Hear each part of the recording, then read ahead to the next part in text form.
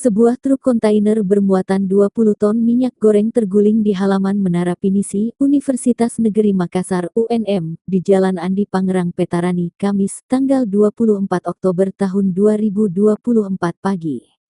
Warga sekitar segera berkumpul untuk mengambil minyak yang tumpah, membawa ember, jerigen, hingga galon. Salah satu warga menyebut minyak tersebut sebagai hadiah dari Tuhan dan berniat menggunakannya untuk keperluan sehari-hari. Truk tersebut hendak mengirim minyak goreng ke PT Wings di Kabupaten Goa sebelum kecelakaan terjadi. Beberapa pemuda bahkan menjual minyak yang diambil dengan harga Rp20.000 per botol. Kasat Lantas Polrestabes Makassar Kompol Mamat Rahmat mengatakan insiden kecelakaan bermula saat truk berplat DD 8941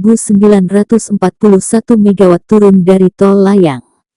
Laka lantas tunggal ini diperkirakan sekitar pukul 5.55 WITA, kata Kompol Mamat dikutip dari Tribun Makassar.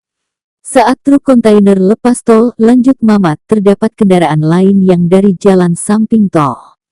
Kecelakaan ini membuat arus lalu lintas terhambat di ujung tol layang Jalan Petarani mengarah ke Jalan Sultan Alauddin Makassar.